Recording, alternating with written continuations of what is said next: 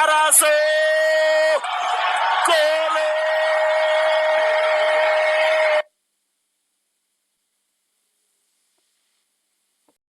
Focus, sacrifice, humility, teamwork, and honesty.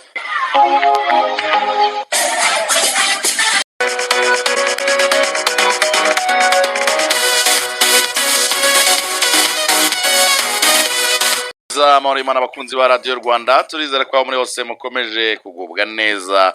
Tubaye ikaze mu kiganiro cyacu urubuga rw'imikino rwo kuri uyu wa gatatu itariki 29 z'ukwezi kwa karindwi umwaka wa 2026.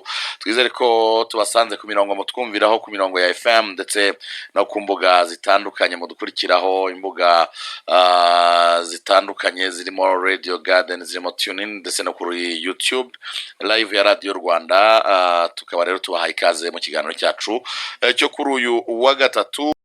Hakinwa imikino y'umunsi wa kabiri mu itsinda rya gatatu, aho ikipe ya Al Hilal iza gukina na KVZ yo mu gihugu cya Zanzibar, mu gihe ikipe ya Rayon Sport iza gukina n'ikipe ya Tusker. Turaza rero kuganira mu buryo bwimbitse kuri iyi mikino. Simba Sports Club ntabwo iratsinda umukino n'umwe kuva yatangira imikino ya Sekafa, imikino ibiri yombi barayinganyije.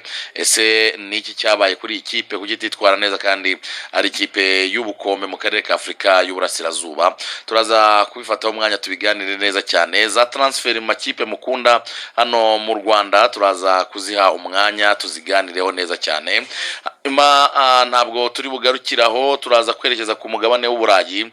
Hari intambara y'amagambo ikomeye cyane irimo yatutumbye hagati ya UEFA ni impuzamashyirahamwe y'umupira w'amaguru ku mugabane w'Uburayi ndetse na FIFA. UEFA ivuga ko FIFA itari kwiriye kujya mu